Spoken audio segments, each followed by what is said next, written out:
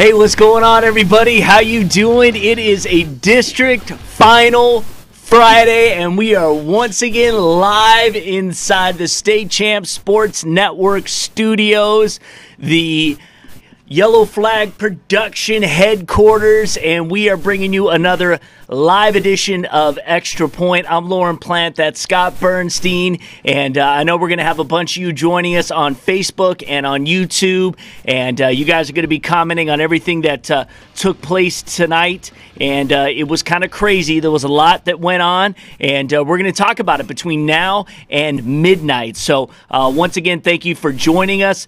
We are going to have several coaches give us a call that we hopefully we're going to have about 4 that we'll talk to, and hopefully their phones will work and we'll be able to see them and have a nice interaction here on Extra Point.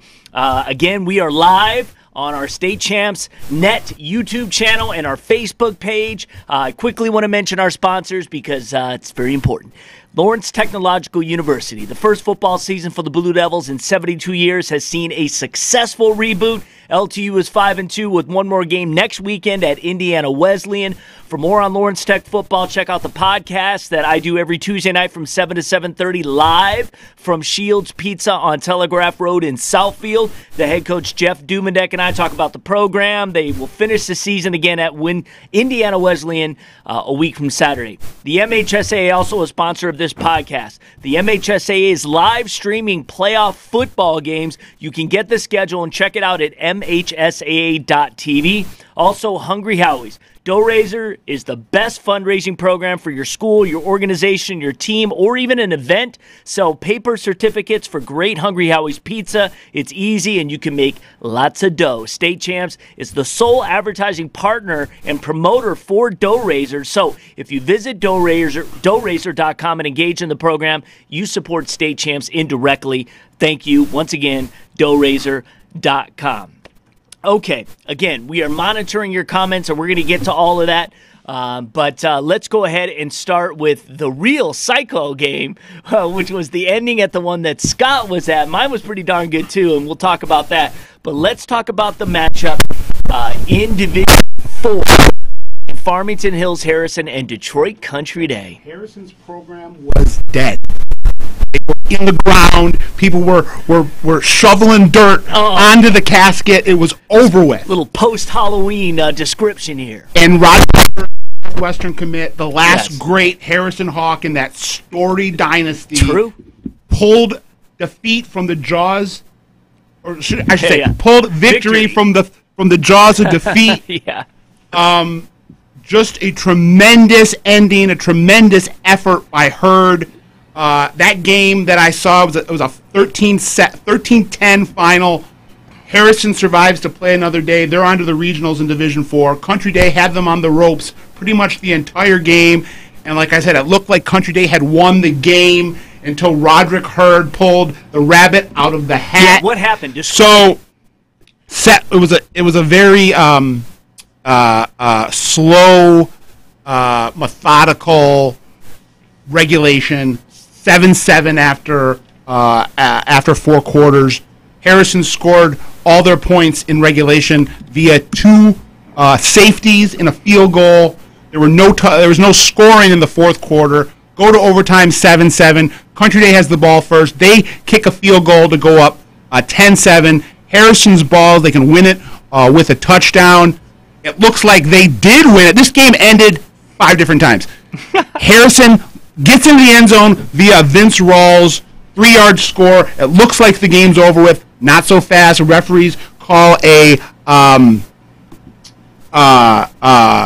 penalty on Harrison, illegal formation. Mm-hmm. So Harrison gets the ball back. They can't get in the end zone. It looks like they got to kick a field goal to take it into a second overtime. David Heiser comes out. Hurd's the holder. Now Hurd's a tailback, as we all know. He's not a quarterback, even though he played a little bit in the Wildcat formation. Bad snap. Ball's on the ground. All Country Day has to do is tackle a Harrison player, and the game's over with. Hurd scoops the ball up, drops back, has 5 Country Day rushers coming at him like gangbusters. Somehow he has the presence of mind to find an open man on the far right side of the field. He finds Max Martin, who had been playing quarterback at the end of that game, coming in for Keel Watson, who had hurt himself in the fourth quarter. This entire season for Harrison has been just smoke and mirrors, a patchwork job, makeshift rosters and whatnot, and just a tribute to John Harrington and his staff. That's why John Harrington is the godfather of Michigan high school football. That's why he's the all-time winningest coach. That's why he has 13 state championships. But Rod Hurd finds Max Martin, game-winning touchdown, all, insanity breaks loose on the sideline. Country Day's dejected. Harrison is in heaven, and they're on to the regionals. Just an absolutely insane ending. And for Roderick Hurd, again, who's not a quarterback, to be able to keep his cool and his calm, and with literally half a dozen Country Day players in hot pursuit, for him to have the field vision to find Martin on the right sideline, and Martin was wide open. He walked in from about 3 or 4 yards. Probably, in context, probably the most crucial play in Harrison football history. Bernie loves high school football, wow. So you just got a real detailed explanation as to how the Harrison game ended. Although I will say this, if you do remember the play Brother Rice against Harrison, yeah, exactly. Yes. What was the crazier ending? Yeah. And I said that was the better game. That Yes. was a great game. Sure. And even though Harrison lost, they could come back and fight another day. They came back the next year and they won a state championship. No, Harrison won that game. It was Jake Venno who picked up the fumble I apologize. of Brother Rice, who were driving to end the game. And then they went, that was their dream season. Then Brother Rice won the next year. Right. That was correct. The next year was the first of the three-peats to end for Casa, to end for Casa's career. Yes. But like I said, put it in context. Yes. This was the bigger play. Absolutely. So Farmington Hills Harrison is now going to go on to play Chelsea, who beat Milan tonight, 35-14. And that wasn't the last play of the game. If you remember, Burbridge then picked up, had a pickoff or a fumble, and he took it in for a score. So it ended up being like a 10-point victory. Probably. This was the last play of the game. Yeah. If Hurd doesn't scoop that ball on the ground and doesn't find Martin, it's over with. Cool. The season, the program, John Harrington's career, all out the window. Right. And you talked to John Harrington after the game. He said, "I thought the knockout blow had been delivered. I thought we were getting the smelling salts." So Farmington Hills Harrison lives to fight another day again. For those who don't know, if you've lived under a rock, you don't know that Harrison is no longer going to be a program after this year. So this is the final football games ever to be played in the most storied franchise or most storied program in state history. Yes. 13 state championships, 18 state finals. All you got to do is watch Legends. John Harrington on State Champs YouTube, Facebook, and our website, statechampsnetwork.com, and you can learn all about the history and lore of Farmington Hills. Drew Stanton, from Cleveland, got into the gridiron gods up top and blessed Roderick Hurd's arm on that last play. Well, exactly, because he's not very distracted in Cleveland right now. He's basically just kicking back. So carried a clipboard. So let me tell you quickly a little bit about the game I was at tonight, which was... You were at a crazy one, too. I was at a crazy one. It was a really good game. West Bloomfield and Detroit Catholic Central. West Bloomfield beats Catholic Central 20-17 in overtime, and basically this was kind of a back-and-forth affair. C.J. Harris doing a good job running the offense for West. He's a kid that's going to start getting offers in the offseason. 6'4", big arm, can run it with his legs, starting to really understand the mental aspect of the game. It's just one of these kids that, his first year starting as a junior, and every game he seems to show progress and gets better. Tall, lanky frame, and they basically were content that they were going to run basically the play where they put a man in motion every single down, and they're either going to hand it off to him or they're going to do something else. And so it was kind of like their own version of the tight T in a way, kind of hide the ball. And but they did well. CC, of course, playing good defense as they did last week against Canton. Canton did have their plays, but CC just made more. This was a situation where CC would methodically move down the field. They got a couple of touchdowns that took place. Hey, what's happening, bro? Come on in. Mr. Baligian. The water's fine. Sean Baligian, the highest profile member of the trio. Oh, please give me a break. Yeah, so it kind of went back and forth. Kind of it was 14-7 at the half. Trey Mosley gets a little pitch out into the flat, gets a 65-yard run down the sideline, which is what was the difference right there. CC came back, had a nice drive to start the third, scored. And that's the way it stayed. And it kind of went that way all the way till the end. And we basically had overtime. CC is running the rock. I think it was the second play of overtime because they start on the 10-yard line. And I believe it was either Bernie or it was Cole, but gets stopped literally on the 1-inch line and forces them to have to kick. I think that was on the second down and then third down. I think Gingrich got gang tackled in the backfield, so they had to kick a field goal. They get it.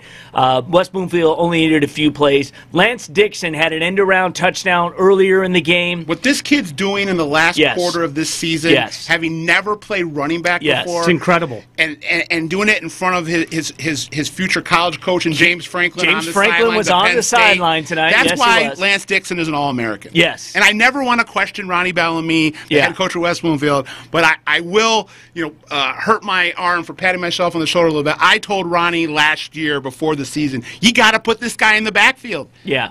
He runs a 4-4, 4-3. Yes. I know he's slated as an outside linebacker. Yeah. He plays Viper, and you don't want to wear the guy out. Sure. But, I mean, it was almost a no-brainer.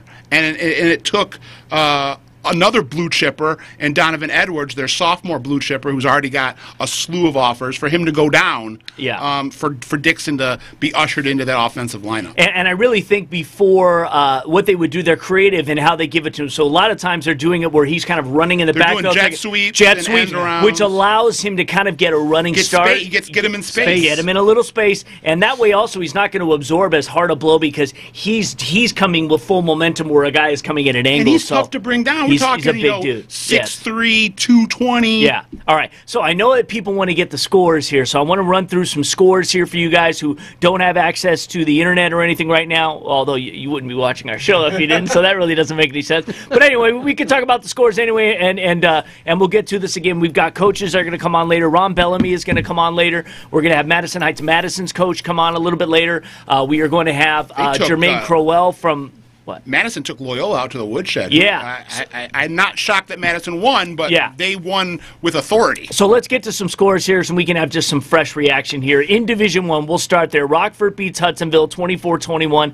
I did not see that coming. Again, Rockford is one of those teams that, we talked about all season. They had a very Jekyll and Hyde regular season. Right. I think they were 5-4 getting in, and here they are now with district champs. They got Ralph Munger. Yeah, I was going to say a lot of 5-4 teams finding themselves at the right Chelsea, time. who Harrison's going to run into next week. We'll get into some more, too, but there are a couple that jumped out to me during the night. Yeah. East, Kentwood and Saline go tomorrow, so the winner of that one, which should be a really good game, at Saline, that's a 1 o'clock start, will take on Rockford next week. Lapeer and Oxford got together. I thought Oxford had a great season, but I felt Lapeer is the team no one's talking about in Division I. They were 10-0, and just... just kind of in a crazy spot that we just don't get to see a lot of them. They blow out Oxford 35-10, really dominating performance for them. Clarkston takes care of Lakeland tonight 26-6. That's not really a surprise. No. Clarkston doing what they do. So Clarkston, Lapeer in the regional. They seem to meet every year in the playoffs. But it seems to be come November, you're going to see the Lightning and the Wolves going head-to-head. Yeah. And so that's going to be real interesting. Again, we just mentioned the West Bloomfield score. West Bloomfield is going to take on Belleville, who was blowing out Monroe early. You want to talk about a blue chip fest? You're going to have 2 dozen, not just Division I college players, but power conference Division I college players on that field. Yeah, exactly. You'll have every Big Ten team represented in that game next week. It's going to be nuts. Belleville beats Monroe 49-33, which is interesting because I think they were up I want to say they were up 20-0 or something, or 20-7.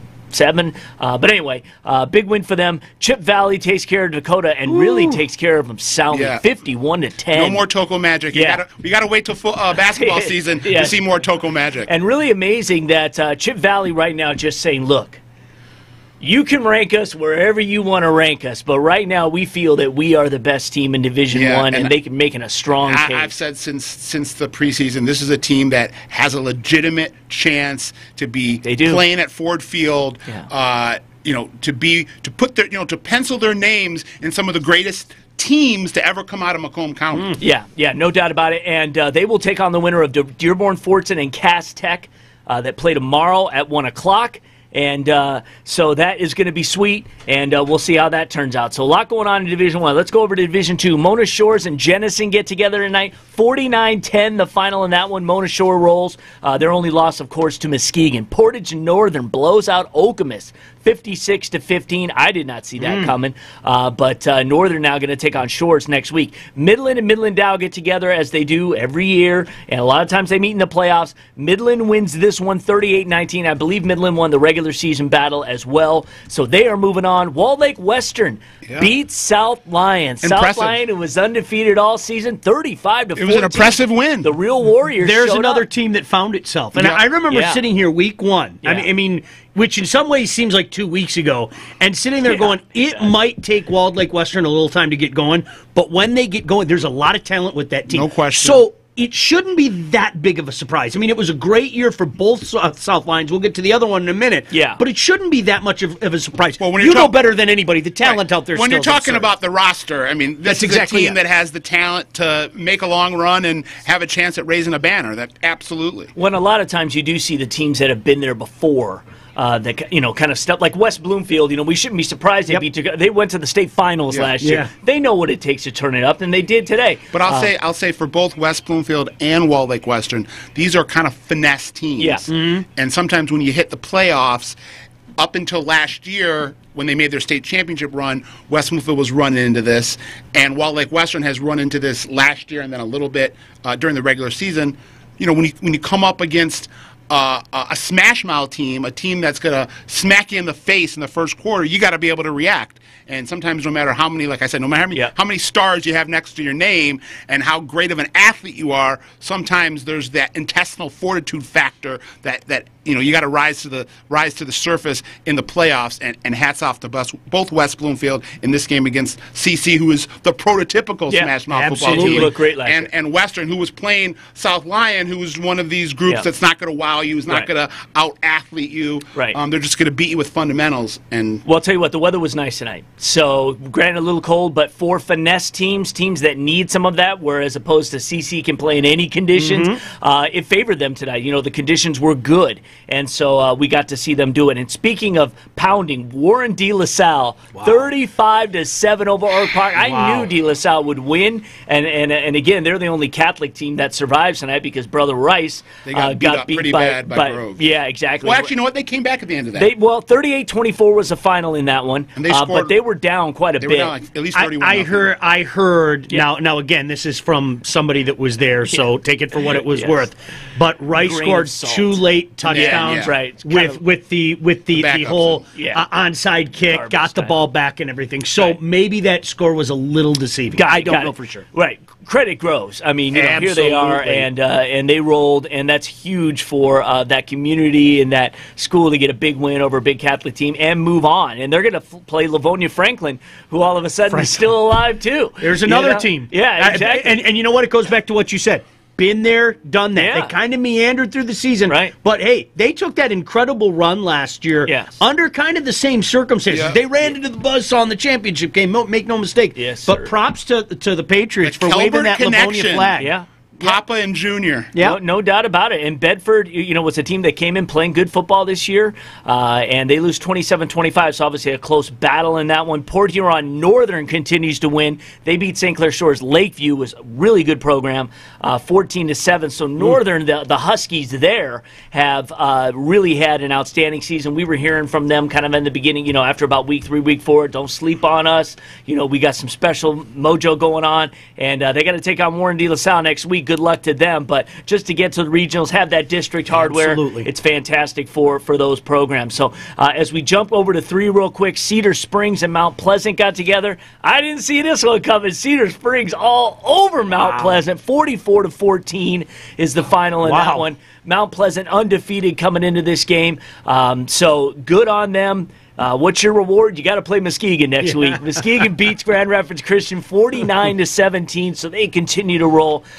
Clearly, I would say #1 team in the state. It's really hard to not say Muskegon over anybody else. Again, I know Cass wants to claim that mantra as well. We'll see how they do against Fortson. Fortson will give them a good game tomorrow as long as conditions are decent, but I expect Cass to win. Zeeland East over Zeeland West, 42-24. The matchup they had a few weeks ago was much closer. In fact, West ahead, East had to come back and win, but this time it's all East. And when you really watch both those teams play, Zeeland East is really a team that I think this year had the better just was a better team this year. So good on them. Parma Western beats Battle Creek Central 44-21. So they'll play East next week. Go ahead, jump in. This is the good thing about live. We can just roll in, roll out, whatever we got to do. We got coaches coming on in a little bit. I just wanted to roll through as many scores as I could. DeWitt and East Lansing had a really low-scoring affair. So I really am high on DeWitt. They win this one 9-7. I had seen East Lansing earlier, and they are a good program, good running team. Looks like both defenses really showed up tonight. DeWitt holds tough and wins. They're going to take on Farmington, who beat South Lyon East tonight, 34-3. And I'm really surprised that Farmington is still alive. I mean, I would say pleasantly surprised. When I saw them play Seaholm, it just didn't seem like they had a whole lot going for them, but here they are on the regional. Well, it's interesting. I had some peeps out there, and as I mentioned, both South Lyon teams, I know, I can't believe I just said that. Forgive me. No, but it was interesting because both South Lyon teams, hats off. I mean, tremendous season, but Farmington made the plays tonight. They have a nice-looking junior wide receiver, Jacody Socorro, who had a 52-yard touchdown. And you know what? Hey, the magic continues for the Falcons. Yeah. This is really quite the accomplishment for the Falcons. A program that I think is heading in the next direction, but this is kind of next level. You know what I mean? This is to get to this point is kind of next level for the Falcons, and to do it the way they did as well. That's pretty cool. They've got athletes on that team. Well, and they ended the season on a downslide. Yes, exactly. That's what I just said. To be able to regroup, right, and come back from that pasting that they took in the season finale against your crosstown rival in Harrison. Yeah, and lost to Seaholm the week before. Yeah, pretty soundly. They got Kendall Williams. They got three legitimate college recruits in Kendall Williams, their tailback, Turner, their linebacker, and then Donovan King, one of their pass rushers. Mm-hmm. Right. And then I actually just noticed Jacoby Socorro the last time I was covering him. And he's a playmaker. He's come on as a season guy. A 52-yard touchdown, 3 touchdowns on the season and everything. He's only a junior. Yeah, that'll be a guy to watch next year. Yeah, they're a young team, no doubt about it. So good on them. They get a district trophy tonight, but they got to go play DeWitt. That's going to be a tough task if they're going to move on.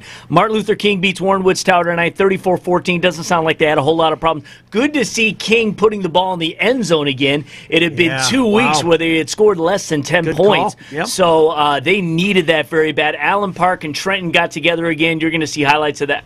I don't know if we covered that. Actually, I'm thinking about if we had that on State Champs or not. I don't think we did. But regardless, they had a good battle again. Allen Park wins 28-22. I'll go through the State Champs. So Allen Park beat Trenton. Allen Park beat Trenton. Trenton beat Allen Park. Right. In the PKC in the opener. So they get revenge, and the Jags now will go on to face King. So I'm kind of looking ahead that DeWitt and King, when they meet for the state semifinals, which I'm predicting will happen in 3. That should be a good matchup. We'll quickly move over to 4. We had some scores. Grand Rapids Catholic Central, they show up come playoff time. They win 42-7 handily. Holland Christian over Grand Rapids South Christian 22-19. So Kirk Cousins High School gets a district championship. Edwardsburg all over Paw Paw. The Eddies. 49-10 in the final. They're not yet. I think they're in a collision course with GRCC for the semifinals.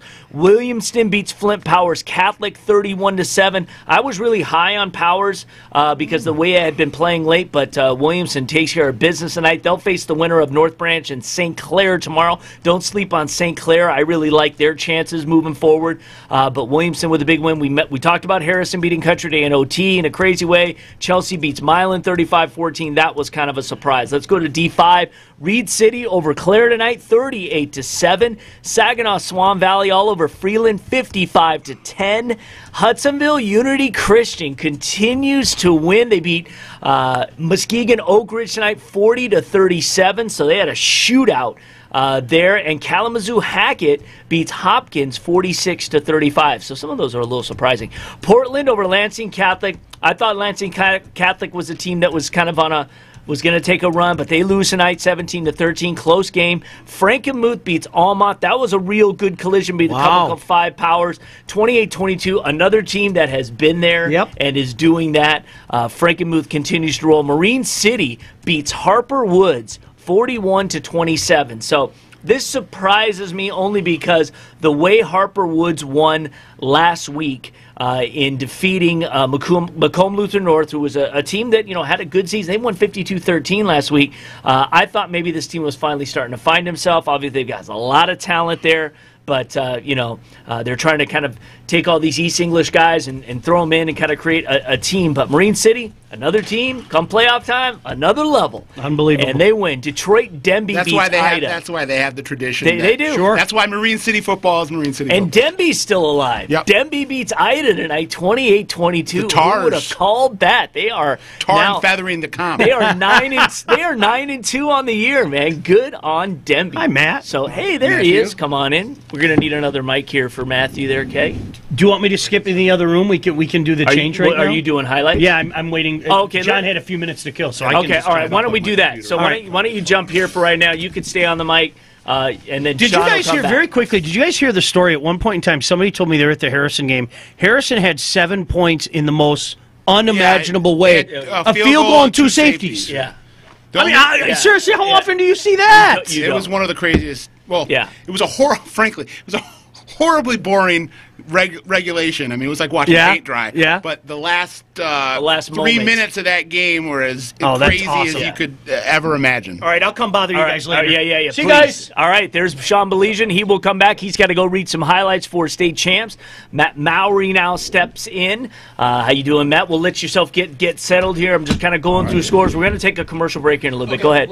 I was going to say, can we get to Coach Rogers first? Is he on the phone? We got him on. All right, let's bring him in. All right. Let's bring him in. And there he is. Coach, how you doing? You see us? I'm good. How you guys A little doing? Wolverine flavor, a little ex-NFL flavor with That's right. Madison Heights Eagles flying high. Yeah, we're firing definitely right now.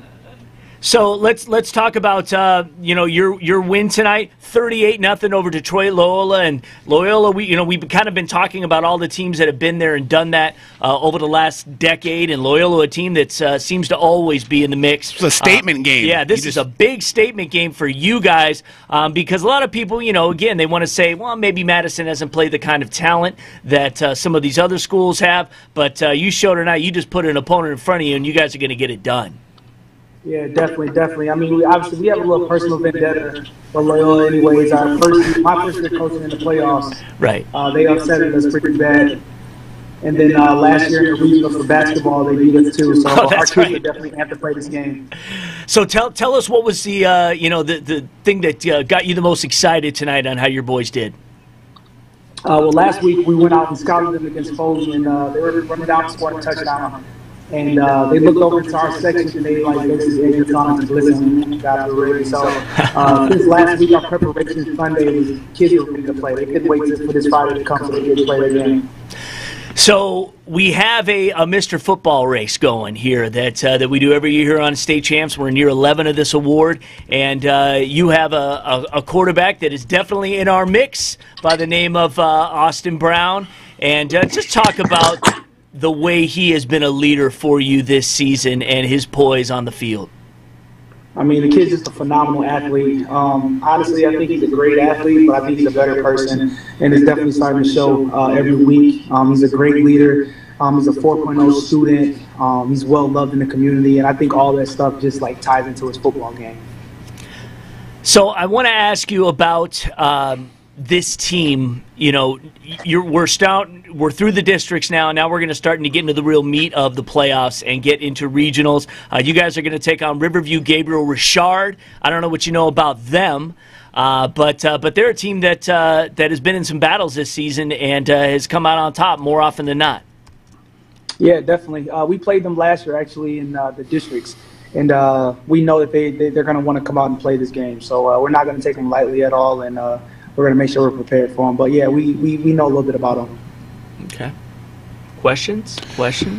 Coach, kind of talk a little about your defense. I mean, obviously Austin gets a lot of the love, a lot of the press, and it's obviously warranted because he is he just goes surgical back there, and can pick defenses apart like few quarterbacks that I've seen in the last decade. But talk about some guys in your defense that people should know about. Yeah, shutout tonight. Yeah, definitely. We actually, the last 3 weeks we've had shutouts, so our defense is finally starting to come together. We're young.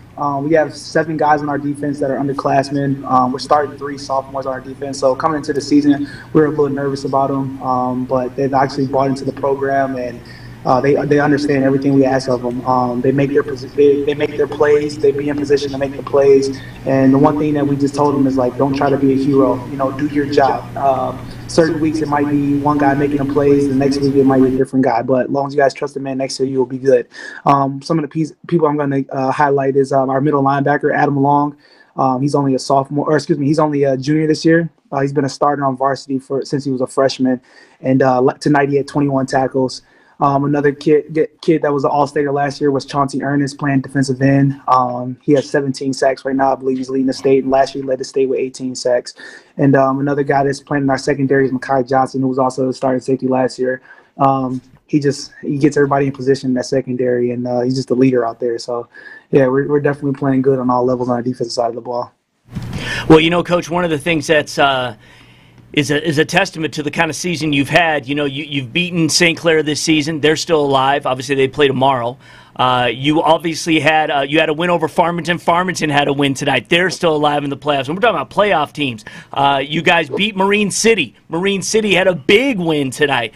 So how do you keep the guys right now focused? Because you guys, obviously, you've been dominating opponents. You've had 3 straight shutouts. How do you keep them hungry? And because, again, it's one and done in these kind of playoffs. And because you haven't faced so much adversity, should you start to see that, which these games are going to tighten up at some point, I would imagine. How do you keep them in it? Well, we just keep them humble this year. Last year, we were kind of in a similar boat, and we kind of going into certain games, we just knew the way that we were playing. We're like, okay, we can ease out this weekend, basically get a lucky win. But this year, every single week, we tell our kids about inferior opponents and teams that we might think that we should win with no problem, treat them like any other game. And that's one thing that they've been doing. And honestly, it's been showing the progress of our games.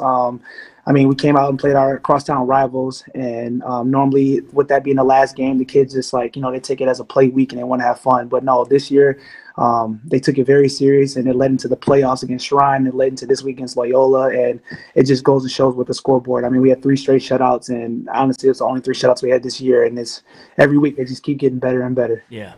All right, he is the head coach, Madison Heights Madison, James Rogers. Coach, congratulations, and I'm sure we'll be talking to you again.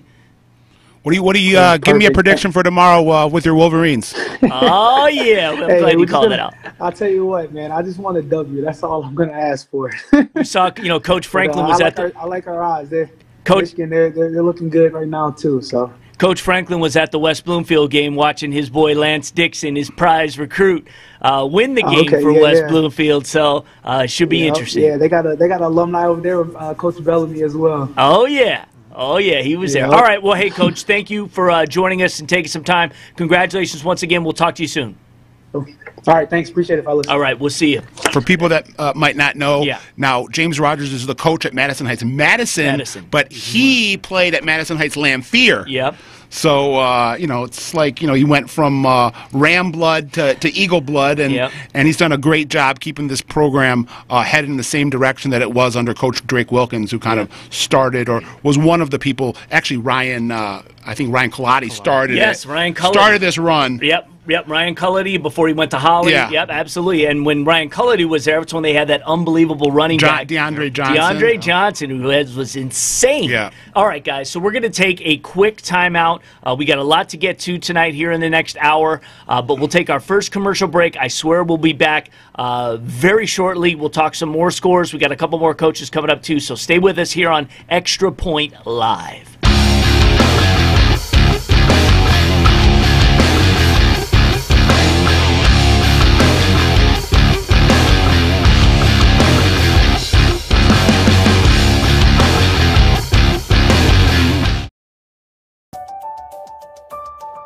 my passion is architecture.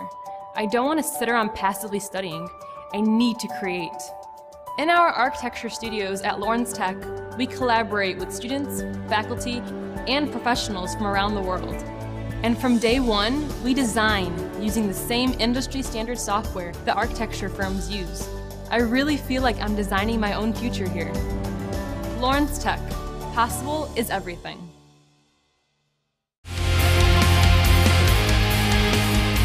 Today we're going to introduce you to the MHSAA's Coaches Advancement Program.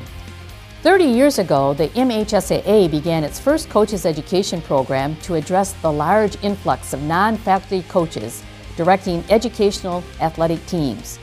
Today, the Coaches Advancement Program, or CAP, has grown into one of the nation's top and first face-to-face educational program geared to assist coaches in their growth and development. CAP gives coaches everything except the X's and O's of their sport, dealing with the practical and philosophical issues of coaching high school sports. Over 3,000 individuals annually attend CAP training sessions, most receiving beginning and intermediate certifications studying numerous topics. But a growing number stay in the program to earn advanced certification and study not just the basics, but current issues affecting educational athletics. If you want to learn more about the Coaches Advancement Program, visit the MHSAA website. Fundraising should be fresh, flavorful, and simple. We have the perfect solution at Hungry Howie's, Dough Raiser. Your team or school can sell paper pizza certificates that can be redeemed for one medium pizza at participating locations. Hungry Howie's makes it easy. It's just a little mini pizza box, but we make lots of money, lots of dough. Go to doughraiser.com to learn more and sign up. Your next fundraiser comes with flavored crust. Welcome to Hungry Howie's Dough Raiser.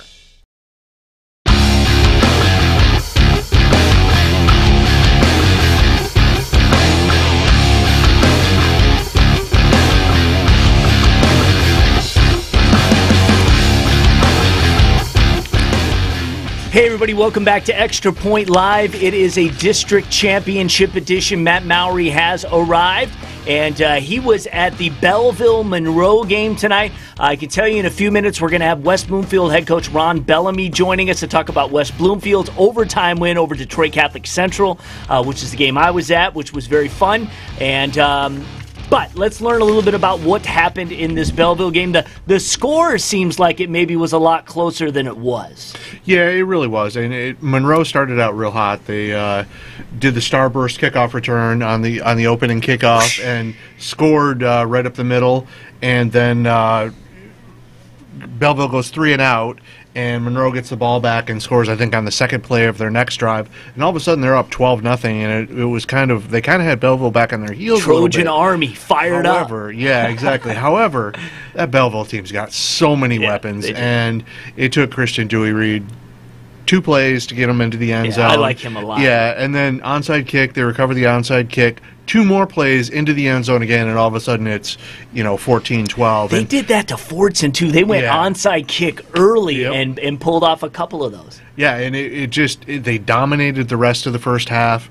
Christian Dewey Reed had 5 first half touchdown passes, and they were up 42-12, I believe, at the half. Final score was 49-33. Yeah, and so Monroe kind of controlled a little bit in the second half. They, went for it on basically every fourth down play they could. They onside kicked every single time. They got the ball back, and they scored 3 touchdowns in the second half. But really, I mean, at any point, Belleville did at one point, put it back in the air again, and Christian Dewey Reed got a 6th touchdown pass on the game, and they could have done more of that. They probably could have scored more than they did, but it was just kind of a waiting game at that point. Jermaine Carroll was not real happy looking up at the scoreboard afterwards and seeing the 33 points that his team had allowed. But he's not very happy most of the time. It's one of those betwixt and between things where you can't really run the ball as well as you want to control the time of possession. So you're trying to pass it a little bit, but you don't really want to pass it. You want to play some backups, and so it was a combination of a lot of things. And then we had some play stoppage with a couple of injuries, so we got a little ragged there. Was this the first time you've seen Belleville? Yes. So I don't like to issue evaluations on players in terms of their recruiting ceiling, and I've only seen Christian Dewey Reed in the summer like sound mind. So give me your kind of take on where does he slate at the college level? Is he just Division I, or is he a high level division? I'm not sure how tall he is. He's small. He's kind of. He almost looks a little stocky with all the pads that he's got on. Yeah, and he's a little bit shorter. He's not one of those 6'5" guys. That's he's only a sophomore. Yeah, he's only a sophomore. Can really sling it. He's got a slingshot. Yeah, he doesn't have a full carryover. No. He just kind of jets that thing out. It's a flick. Yep. Yeah, and it's a very strong arm. It is. He can get it way downfield, and he's got very accurate. Yeah, and he hit Julian Barnett. I was going to say a couple of slant passes that I think Barnett just put his hand out and tried to stop the ball the one time, and it just stuck there. Yeah, but he's got a gun. He's still got to work on some things, with decision making, and there's some times where he was, backpedaling and kind of decided to throw one up, and he threw a second half interception like that. Yeah, it is what it is. He's a sophomore. He can take off and run too. Yeah, he can take off and run. He's got athletic ability, but I think he's one of those kids that probably the height is going to be the limiting factor. He's under 6 foot. I think so. I think so. Is. Okay. Yeah. Yeah. And how did Barnett look? You said Barnett's a stud. Yeah, Under Armour All-American. He's one of those where he's almost uncoverable, but they have so many weapons that he caught 2 touchdown passes. Jalen Williams caught 2 downtown passes. When I first saw him as a sophomore, I said this kid is a star wide receiver at the D1 level, and he's been recruited as a cornerback. Yeah. We've talked about him. You never know, a kid could go into a program at one position and end up at another position. But the guy we just had on did that. Yeah. James Rogers went back and forth a bunch of times. Dewey trusts him wholly, and he will just throw it up and let Barnett go and get it. So he recognizes his athleticism. I haven't seen enough Barnett at cornerback. I mean, I trust D'Antonio and that staff, knowing that they like him as a corner, but I just can't imagine not wanting to play him split out. Yeah, it's one of those where you got to figure out what you need at that point in time. If you need a corner, you put him at corner. If you need a return guy, when I first saw him. Yeah, and he's got the ability to play all of them. I think he's just one of those superb athletes. We got Coach on yet? I think so. We might not have any video. Okay, we might just have audio. Coaches. Oh, okay, there he is. All right. During his sophomore year, start sending me emails about Julian. All right, so let's go ahead and bring him on. He is Ron Bellamy, the head coach at West Bloomfield. There he is. That's 2 for 2 with Michigan Wolverines. Yes, that's right. We've had 2 Wolverines here on. What's up, Coach? What's up? Go blue. That's right. All right. Go green too. So we get go both. Go green and go blue. All right, he's frozen on that. So we'll just have to turn him up. Maybe we'll just if we. Oh, there we got him. I think we got you now. There you are. You got that perpetual smile. Wait, turn him up, Kev. I'm trying to. Okay. It's on his end. Okay. Coach, can you hear us? I guess I can hear you. Now we got you. Now we got you. That's better. Okay. All right. So, Coach, I was there, got to witness that huge win for your program tonight against a very, very good Detroit Catholic Central team. Just kind of put it in perspective now that you've had a chance to absorb it. Yeah, it's an unbelievable win for us. We have so much respect for the Catholic Central football program. We're live, and this is what happens when we're live. All right, he's losing connections. And just we had an opportunity to play them tonight, and we came out making sure. Okay. I have 4. Sorry, Coach, we're kind of cutting in and out here. So we'll. Can you guys hear me now? I can hear you now. I don't know if it's a bad connection. Yeah. Yeah, it's a bad connection. Yeah. Is there any way that you could pop outside or something for a second? I don't know where you are. I'm outside right now. Okay. Cool. We'll try and see. Are they at the lodge? Yeah, where are you at right now? We're at the lodge. Oh, yeah. Every team has their go-to spot after the game. There it is. All right, so, Coach, I think we've got a pretty good good connection now. Let's see. This is awesome. This is live television. All right. Ron Bellamy, head coach at West Bloomfield. Here he is. He's got a Red Wing in the background. Let's see if our signal is good. Coach, I know we had Franklin from Penn State there tonight on the sidelines to watch his number one guy, Lance Dixon, do his thing. And Scott was saying earlier in the podcast how he had talked to you like a year ago about Dixon's got to play on offense because when he does, he's electric. I didn't know if he was going to be electric. I just assumed. Yeah, whenever Lance gets football, man, you hold your breath because it can get big at any time. No doubt about it, and he scored obviously the not only the end around that was earlier in the game, but then of course the one in overtime. It's funny. I was telling Coach Franklin today. I said, Coach, you might reconsider putting him at linebacker. The kid's dynamic with the balls with his ball. I think Ronnie, there were some people after Donovan went down that were worried about what the how far you guys could go without your, star sophomore tailback in the backfield. But obviously Lance and Anthony May have answered the bell. Just kind of talk about the resilience that your offense has shown, and it's really been almost a seamless transition. I mean, I saw you against Oak Park, and he jumped out 28-0, and that was Dixon's, I think, his first time really getting a heavy carry load. But it's been, you guys have been off and running, no pun intended, since. Yeah, no, we've been blessed. At one point as a coaching staff, our motto is next man up, and our next man was Lance Dixon, who's a Penn State commit. Trey Mosley, who's a Michigan State commit, has to step up, and then you look at Cornell Wheeler play running back tonight. He's a mid. There's not too many teams in the nation that have those type of kids on their team. That is we got the craziest delay we've ever heard, but well. Why don't we just keep them audio only? Yep. And, Coach, if you could still hear us, we'll ask you one more thing before we let you go. C.J. Harris and the way that he's running your offense now, it really seemed like there was never panic tonight, and this was as close as it get, 14-14, third and fourth quarter, everything on the line. Yeah, CJ's, Scott talked about being resilient, and CJ was resilient tonight. CJ's one of the better 2020 quarterbacks that we have in our state. He's a kid that he continues to put us in the right play, and he's a great decision maker. A kid that he completes 70% of his passes, and he has 20 touchdowns and only 2 interceptions this year. We're very confident when he has the ball in his hand. Talk about that just real quick. Talk about the progress he's made. I saw him against Clarkston, and it was like one of those things where in the first half you saw a kid that you're like, oh, this kid's a for sure Division I quarterback. Second half, I think it was there was some growing pains and a learning curve, but it looks like ever since maybe that game and that one pick he threw in the second half against Clarkston, he's really put it all together and has taken has grown leaps and bounds under center. Yeah, you know what? The hardest thing is when you're backing up a Division I quarterback in Bryce Beasley, and the one constant reminder we had to remind CJ about was be the best version of himself. And looks like we just lost him. No. The difference between Beasley and Harris, though, is there we go.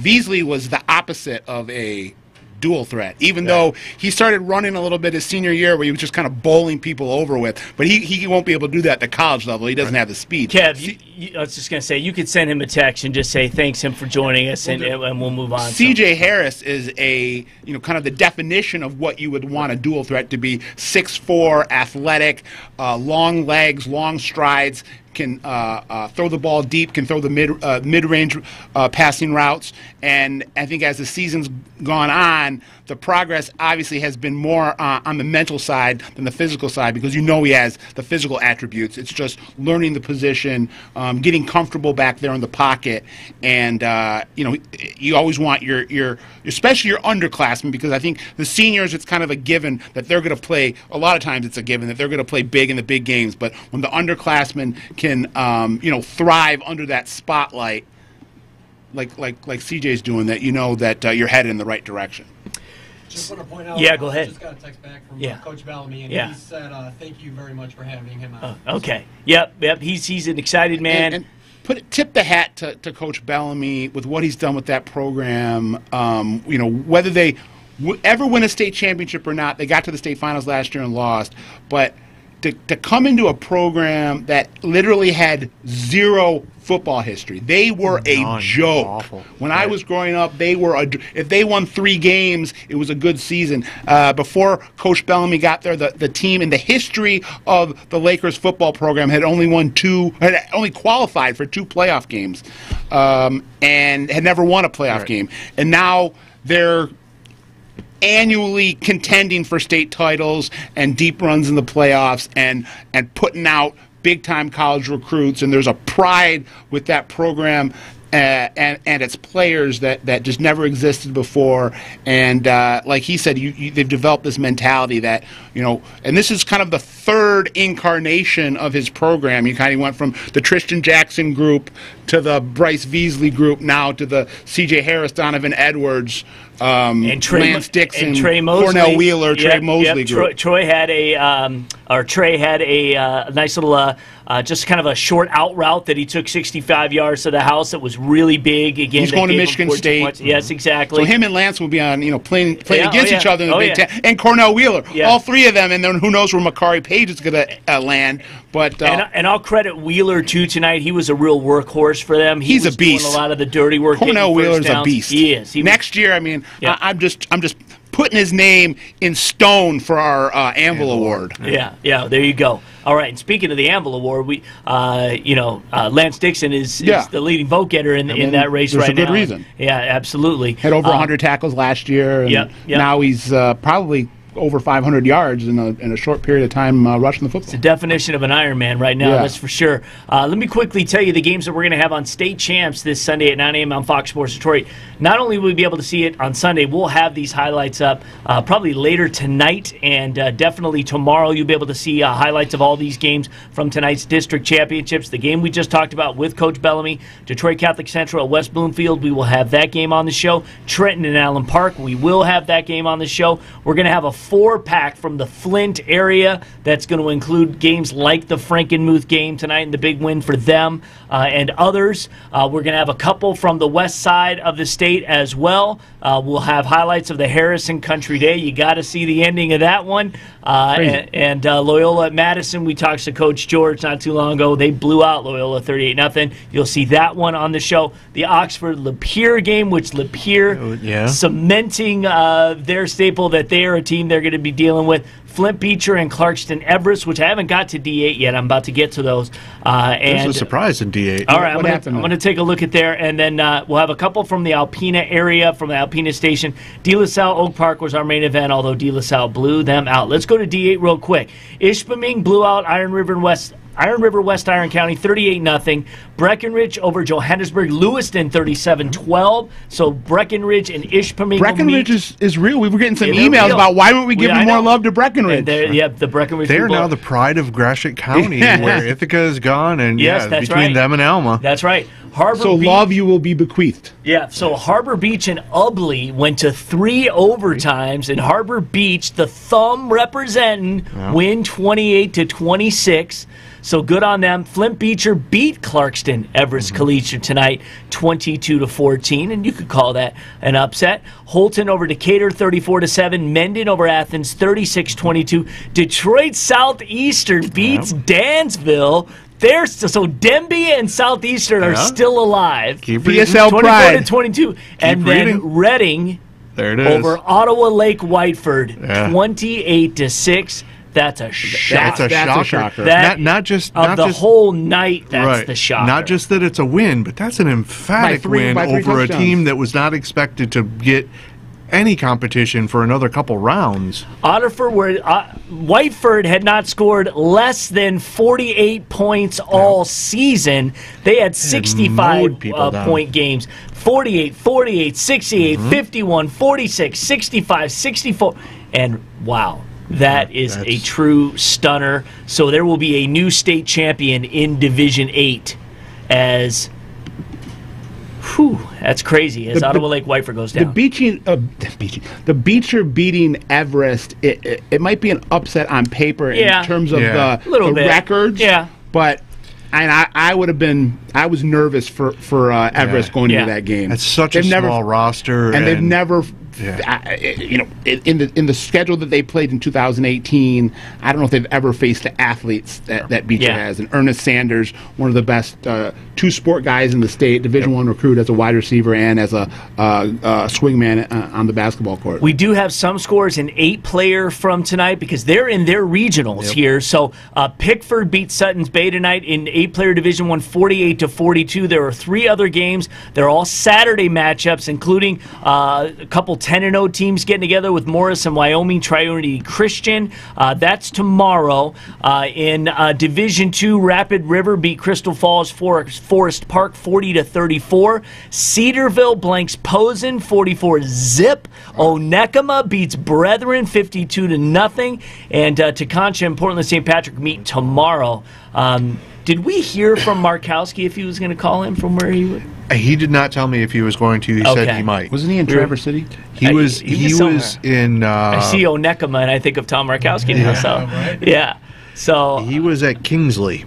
Okay. All right. So it would have been cool for him to call. I'm going to send him a text as we're talking. Let me just go ahead, bud. On a quick aside on the Harrison game, because I don't think we can talk enough about it with the significance that was behind it.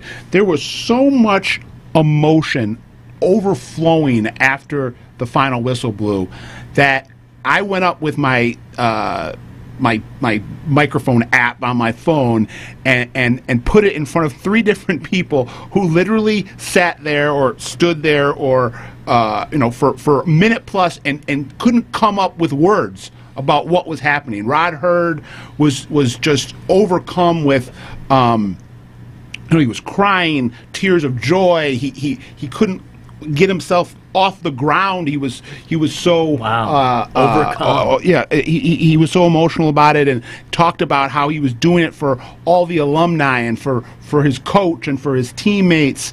And then, same thing with Max Martin, who caught that ball, and then Coach Harrington was kind of in a daze, not knowing what exactly happened. He said, I thought the game was over with when that snap went bad and we didn't get the kickoff.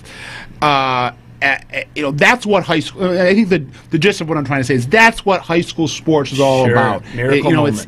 And just bonding together under duress and overcoming the odds and playing for something bigger than yourself. And there's nothing bigger when it comes to Michigan high school football than the Harrison Hawks dynasty.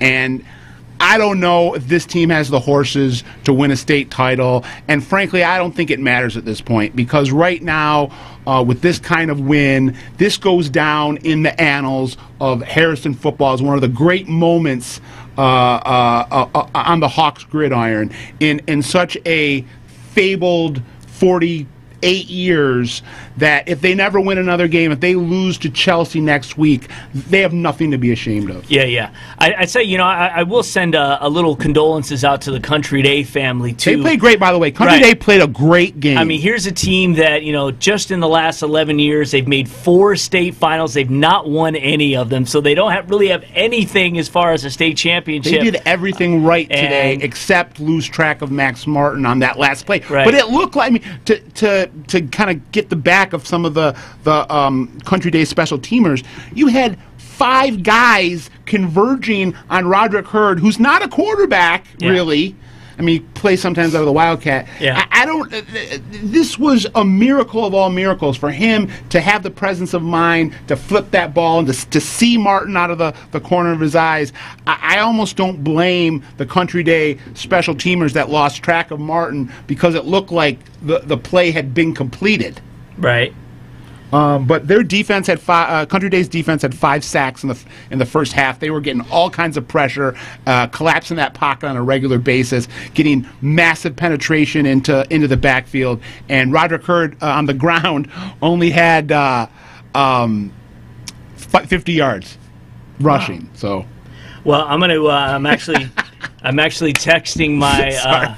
Sometimes I gotta catch myself. I'm texting my producer, Jonathan Kidd. I want to see if he can load up that play that you're talking about. He's got it.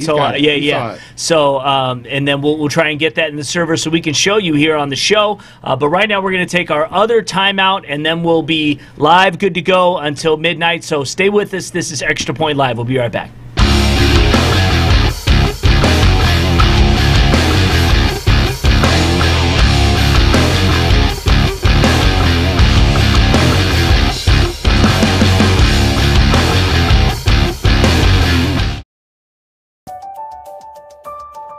I want a career in robotics and automation, so I chose Lawrence Tech for its first in Michigan robotics engineering program. LTU's brand new STEM complex has a robotics lab where we can design, build, and program robots in a creative atmosphere. And the best thing is, I haven't graduated yet, but I already have a job in my field. I know I made the right choice for my career. Lawrence Tech, possible is everything.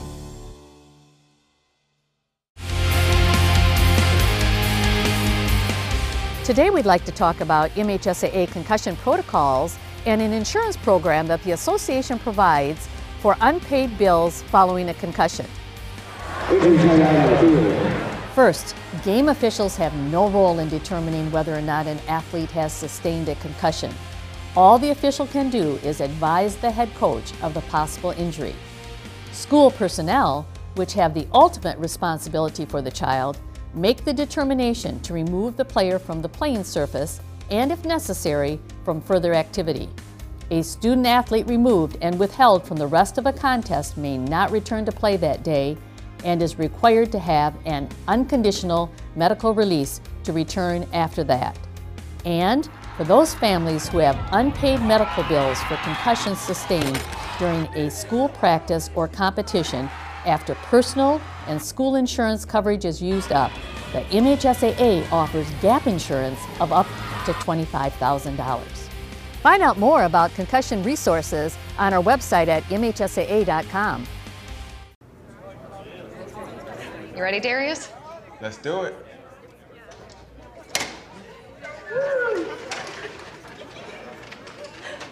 Anybody want an autograph? Autograph? We're here for the stuffed crust pizza. Stuffed crust pizza? Hey, what do you think you are? End of the line, pal. Flavor fanatics love stuffing their faces with our stuffed flavored crust. Get one for only $2 more on any large original round pizza. Hungry? Howie's!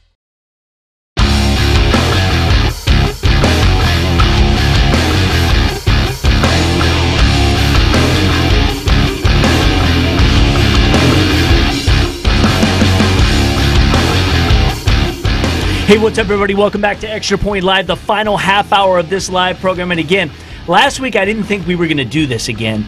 Generally we have a podcast we do during the middle of the week, and we kind of really dive into previews and recaps and things of that. But it was really the overnight views and everything that we got that was really doubling what we were doing during the regular week. You guys really had a craving to kind of get this real talk right after the games are happening, and I feel you, and so that's instant reaction. Yeah, that's why we decided to come back. It's very much like the State Champ scoreboard for you who remember the radio show. I saw Stoney tonight at West Bloomfield. The voice of the Lakers? Yes, and he was... yeah, it's funny when they scored a touchdown. He's like, touchdown. Yeah. Anyway, he's really funny on the PA because he a lot of times will leave the mic down. He's like, was that number 4? Number 4. And it was funny because Catholic Central wore their white jerseys with almost white numbers. He's like, I'm just telling, he's like, ladies and gentlemen, due to the fact that Catholic Central has white numbers, we may not be able to decide. We can't even see their numbers with binoculars. So not as bad as when Southfield A&T came out in the first game with black jerseys with black numbers. Black on black. Yeah. So anyway, I don't even know. Anyway, yeah. So we're probably going to do this again next week. I don't know if the West Bloomfield kids or fans or players realize how lucky they are to have a pro. Yeah. A guy that really goes in the all-time pantheon for sure in terms of Detroit sports personalities to be on the mic for both football and basketball. And he loves it. Yes. He does it because he wants to do it. His kids don't even go to school there anymore. Absolutely. Mike Stone is on in the morning on 97.1 with Jamie Samuelson. He started it all. Sports radio in Detroit in 1994 started with Mike Stone. Yeah, he's a great guy. He came up and he was actually asked me, he's like, how come you guys aren't doing the radio show anymore? I was like, well, there's a lot of factors. We got preempted a lot, but I said also it's very expensive for us as a company to have to pay for, and starting up Indiana and things like that. We felt maybe we could have as much impact digitally doing this kind of thing, and I think we're on the right track now. I think it's one of those things that we just kind of have to figure out to get everybody's attention to be here. It's not something you can just turn on your radio and get us on the way home. But anyway, we'll be doing this again next week. I know that for sure. Regional Friday night, we'll do this live show again. Real quickly, I just want to talk. Does it open up next week where there's going to be more Saturday games? Probably. Yeah. Okay. Yes, most definitely. I do want to talk real quickly about our Hungry Howie's Mr. Football race. And, of course, come on in there, buddy. Hi. Come on in. He's back. Sean Baligian is back. We'll throw him another mic. It's funny, he comes in right when we're about to talk about Mr. Football. Oh, because, right. Perfect Sean, timing. It's almost like we planned that or something. Exactly. Because Sean, you can see with he and I every Sunday talking about Mr. Football. And we froze the top 10. So everybody knows as far as Mr. Football goes. Anvil Award's another story. We actually were just talking off air about maybe perhaps a person who may jump in because coaches are clamoring that we put him there. So that's another conversation. This one is, we've got our top 10. It's on our website right now, statechampsnetwork.com. Jaron Mangum from Detroit Cass Tech. DeQuan Finn, the King quarterback, who bounced back and had a much better game today than he had the previous 2 weeks. Roderick Hurd from Harrison, who we've talked about all night, the miracle man Big of the play moment. performance. Yes, exactly. Deron McKinney out of River Rouge, they are done now. It doesn't mean that they cannot still be in the mix later on. But again, usually the performances, the big game performances, obviously in the playoffs, prove to be too much for them to advance to the Final Four. However, Cameron Martinez, who I would say right now is most likely the front runner. 300 yards tonight. Did I see that right? Oh, I didn't see his 303 on 19 carries. At one point, I don't know if that was the final tally, but 300 yards rushing. Yeah, unbelievable. Yeah, exactly. We put Julian Barnett back into the race. He replaced Sam Johnson late in the race. Tonight. 2 touchdown catches tonight for Belleville. They're still alive, plus he's playing defense, playing both ways. Austin Brown at Madison Heights Madison is another kid that we're going to have to really he can go bonkers. I mean, behind center. They've got 2 shutouts in a row. He's throwing up points all over the place. Madison wins again big tonight. Electrifying 67-yard touchdown run. Yeah. I mean, that's what the kid does. He hurts you both ways. Yeah. Isaac Van Dyke from Holland West Ottawa. They disappointingly lost last week, so they're done. Sincere Dent at Muskegon Mona Shores. I'm not sure if he's playing as much, if his injury. I know he had some ankle 100 yards issues last week. Yeah, 120 some. So he's going good. They won again big tonight. I'm assuming he was a big part of it. Stevie Wonder Walker did everything he could for Canton to win last week and beat Catholic Central. I mean, he ran for 265 yards. He had 3 touchdowns.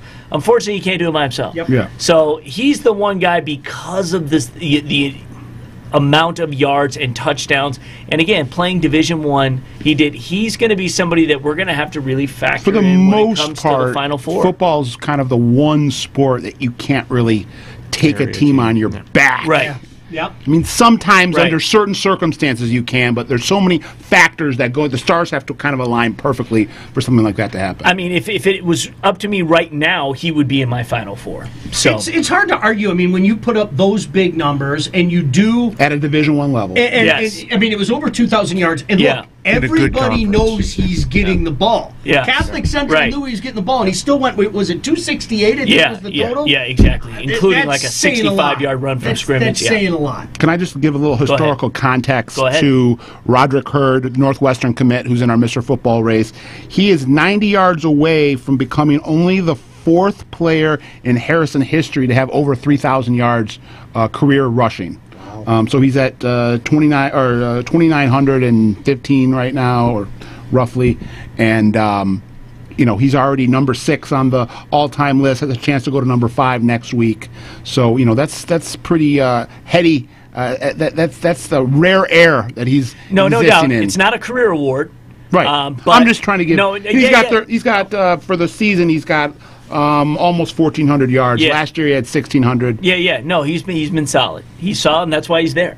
That's why I still love it. I do want to say, as far as voting goes, the Jaron Mangum faithful have come strong. He is leading the vote now with over 16,000 votes. I just looked at this as of today. Austin Brown in a close second with a little over 12,200. Everybody else, behind in that. Deron McKinney a distant 3rd, and then DeQuan Finn after that. So Cameron Martinez only with about 4,000 votes in this. And again, the significance of this is Cass Tech has so many weapons. If they continue to win, Jared Mangum always plays great. But hard-nosed, gritty football player that also has all the tools in terms of speed and strength and field vision. Absolutely. But Lou Nichols is equally as explosive sometimes, and and again they complement each other. Nichols is more of a power runner. What do you say? More of a power runner. Yeah. And Jangum Mangum, he can beat you with his wheels. Oh yeah. And especially he's not in the flat. And he's not afraid to he's one of those guys that gets a lot of yards after contact. It was interesting. I was reading a piece that came out in the summer when he made his decision to go to Colorado, and one of the mitigating factors was what you were talking about. He looks at himself as a back.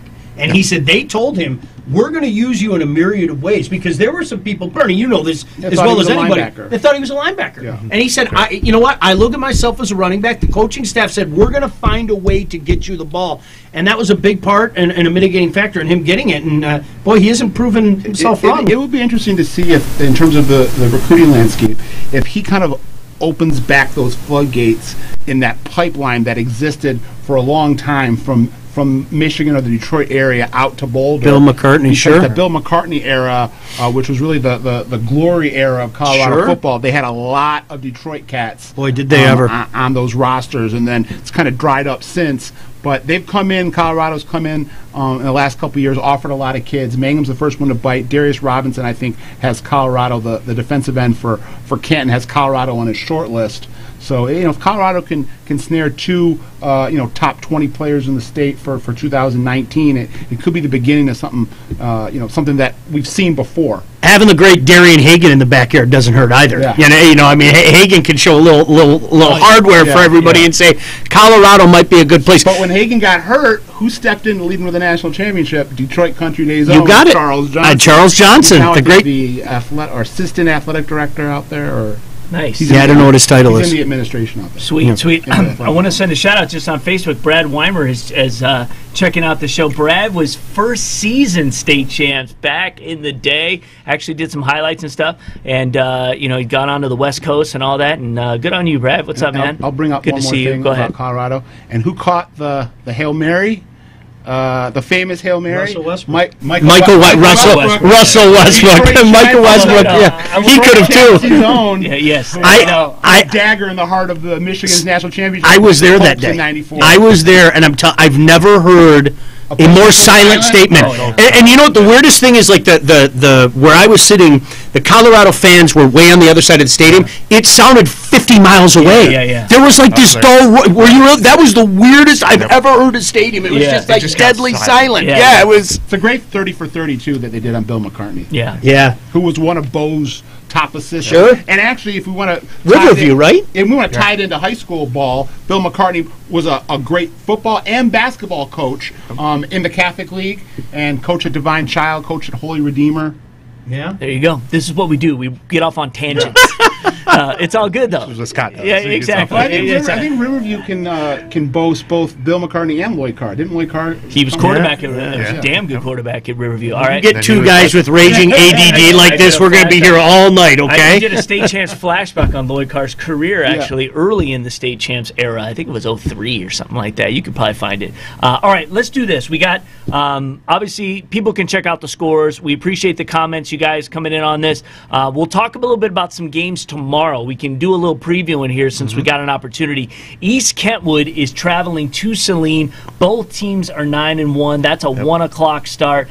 This is going to be a real a test for both squads. I really like Saline and the way they've been playing. Their defense is for real. And Rockford beating Hudsonville tonight, a surprise to me. We wrote off Rockford a couple of times. And I picked them. Remember, I was picking them every week, so I'm like, they're going to get. We were trying. But what do you think of East Kentwood, who's had an amazing season with Coach Kimbrough and what they've done, and again, the players they have? We got Anvil Award all over the place with those guys, but going to Saline for this one. It's going to be a great test based on what you said, because as you guys both said, the defense is going well, and that's a team that can grind you out. East Kentwood in that line can grind you out. So that's a type of game. If you're looking for something to do tomorrow, that might be a fun game to go check out in Saline. Yeah. Well, that was talking to Coach Lemons from Brighton, who played them last week. He said that was kind of what it was, and it ended up being a really high-scoring first half, and then there were only 3 points in the second half. It was the game-winning field goal in the third quarter,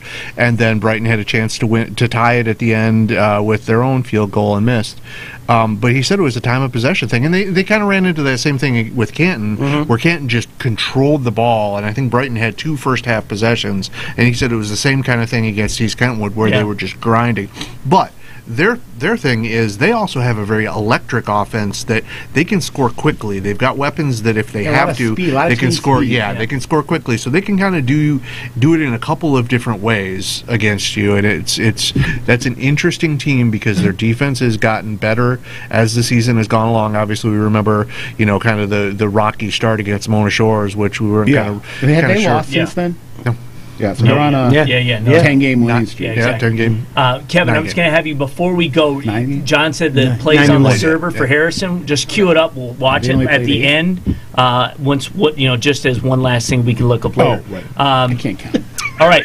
Another game in Division I tomorrow is Dearborn Fortson and Cass Tech. Love it. At Cass Tech. Battle. Yep. 1 o'clock battle. The winner of that one is going to take on a dominant Chippewa Valley team right now. But talk about the matchup, and again, I think a lot of people are going to say, Cass Tech's going to win fairly handily, but Fortson I've kind of been over. Fortson could have beat Belleville in the game. I haven't been giving the Tractors enough respect, and a couple of these pick shows we've done, I've said that not only are the Tractors going to lose, but they're going to lose by multiple touchdowns, and I've heard it from some of the Tractor faithful, but I'm not gonna shortchange them in this game. I think they're going to be able to give Cass Tech everything they can handle, and I just love when I get to see 2 programs that are steeped in tradition. That when people think Fortson, they think Tractor football. When people think Cass Tech, they think Technicians football. Yeah.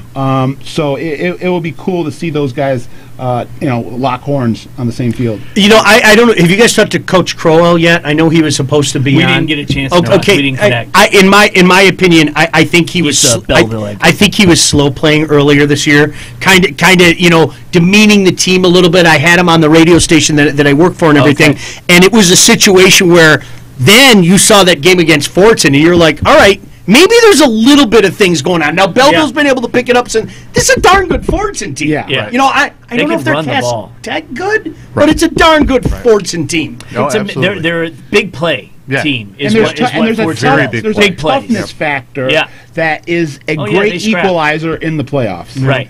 And at the high school level. Right. Yeah. And Cass Tech, in all of their runs, and they always have a game where, for whatever reason, they got to grind it out and maybe pull it out at the end. Tomorrow, it's going to be 48 degrees.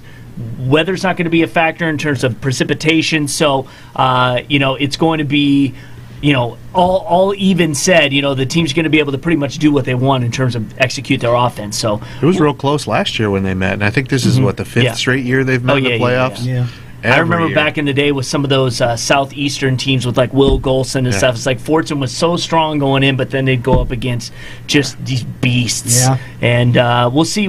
One of these days they're going to turn the tide and shock a lot of people and make a long run. So just taking a look at some of the games that we'll see tomorrow. Escanaba and Alma are going to get together in Division 4 at noon tomorrow. Again, go ahead. That'll be the Breck Alward Bowl. He's been running wild. Yeah, he's.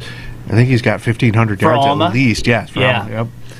So that'll be interesting. North Branch is at St. Clair tomorrow. Both teams 8-2. Again, I like what St. Clair has done this season. I think they are really poised to make a run. They got to take on Williamson next week, who beat Powers Catholic, which surprised me. Williamson was right there with PW. They've been at the end of the season, and they hung with them. Calumet and Traverse City St. Francis are getting together at Thurlby Field, which is a phenomenal venue out. Copper Kings. Yep. If you can get a chance to ever see that, that's where Traverse City and Traverse City West and Central play every year, and it's usually like 8,000 people. They draw like. I mean, they have like they have like. Oh yeah, you went that way. Yeah, exactly. Last year you went, and they had like a military flyover. Yep. It was like crazy. Like this is a big game. Great fan support. The sun, the sun is there. Oh yeah, sets over, and it's beautiful. Just absolutely beautiful. So, but both teams are 10-0.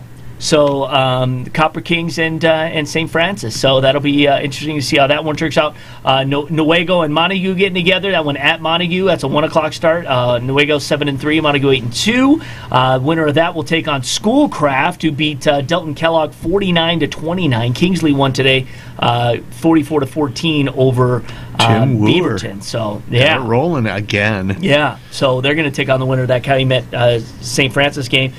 E-Course and Hamity are going to go. We had some comments talking about Flint Hamity, who I really like. Legit 10-0. Yeah, legit 10-0. No doubt. Montrose beat Millington. Millington, a good team. Montrose 29-6. So, but I like Hamity to come out of that one tomorrow. That's a 2 o'clock start. That'd be a good game if you're in that area. Yeah. I think I picked Millington too. Yeah. Jackson Lumen Christi beat Michigan Center tonight, 41-14. No surprise. Blissfield over Brooklyn Columbia Central. I didn't read these scores earlier. That's why I'm doing it now. But 41-40. 41-40. But wow. Lumen Christi again is just, I think, in a pound team. So look at the size of their teams to compare to other schools that they play. I mean, they like double them. Yeah. Oh yeah. And they're big. And they got a legendary head coach on the sideline. So those are a few of the previews. Yeah, we're going to have a lot more Saturday games next effort. But since we talked about it, and Scott probably talked about 5 minutes on just this one play. So do you have the play there? I have the play. All right, so this is the overtime last play for Harrison to win. Check this out. Botch snap. Where's Sean McDonough? Country Day, all they got to do is tackle him. He just throws it up, and wouldn't you know it? Oh, my goodness. He walks in. He has trouble with the snap. Yeah, I mean, seriously, it was Sean McDonough, Michigan State. That's I was up in unbelievable. the press box. I didn't know if it was I couldn't. It was. There were so many people there. Yeah. And Country Day's got a very small venue. Yes, it was standing room only. The bowl. And standing in front of the press box. And I'm trying to jump up, and I couldn't tell if it was if they were doing a fake field goal, and Hurd was dropping back. And then you realize what happened and who caught it, who didn't catch it. Country Day's dejected. Farmington Hills Harrison is just going bananas like they should be, and sometimes with a coach like John Harrington, and it reminded me a little bit of a few years back in a regular season game when under Coach Al Fracassa, Brother Rice won on a miracle Hail Mary. It's like these coaches, like you're wondering if their like heart can take this. Like you want to make sure there are people around them, kind of spotting them in case they they need to sit down. I mean, seriously, there were people around John Harrington because he was like in a daze, like he couldn't believe what he just saw. And I said earlier in the broadcast that when I was talking to him after he had kind of gathered himself, because everyone was at a loss of words for what had just happened. He said, I thought it was over with. I thought the whole program was gone, and we were knocked out. That's what I thought. We were on the floor, and we were getting the 10 count, and miracles happen. So Derek Brunson wanted me to give a shout out to his nephew, which is the Formanton runback Kyle Brunson. Kyle Brunson? Yeah, exactly. His Tiffin Dragons are playing Hillsdale for the title. And there was Curtis Brunson, who I believe shout out. Went Division I somewhere as well. There were two Brunson brothers. Yeah, so good. Those were like the last really good Farmington teams. Yeah, where's that game at? I miss those teams being in the GLIAC for the record. But where is that at Hillsdale or Tiffin tomorrow? Did he say? I'm trying to look at Hillsdale's one of my favorite trips to make. I don't know if you guys have ever been there. Just a beautiful little stadium. One time. Right along there's like the rolling creek and everything. It's just a great place to see a game. Campus. Love it. Beautiful campus. Absolutely. Yeah. Every time we've been down there. Really? Yeah, one of my buddies that went to Hillsdale had his wedding back there. I know that Kyle is a criminal justice major. Good for Kyle. So, yeah. Every time we've been down to Tiffin, it's rained. That's like the running joke. It just rains all the time down in Tiffin. But no, it's interesting. With the GLIAC paring down, you see Tiffin and Hillsdale having some success, so that's pretty cool. So, again, we are just to our last couple of minutes here on Extra Point Live. Again, we'll do it again next week. This has been, what do you think as we kind of surmise what took place this week? What's the most surprising to you or kind of thing that's really going to stick out on what took place tonight? Well, I think West Bloomfield right now is riding a wave of momentum. So West Bloomfield, Belleville next week. Yeah. What do you think about that? I'll tell you, I really like the way West Bloomfield stayed poised. And Because, again, it was 14-14 for most of the third quarter and all the fourth quarter. This sounds strange, considering what I said about West Bloomfield having no real football tradition until recently. But I think that playing Belleville might have more playmakers, but I think the experience factor added with the blue chip playmakers that West Bloomfield does have. Yeah. Well, if I had to, handicap it, say that West Bloomfield has the edge. And the consistency factor, and that was even something that Coach Corral pointed out to me tonight as he's looked at the scoreboard and saw the 33 points that they'd given up. He said, "We play really good in spurts." Yeah. We have yet to put it all together. And this was kind of a momentous game for them in the sense that they'd never gotten this far in the playoffs before. All kinds of talent over the years, but they've never really put it together.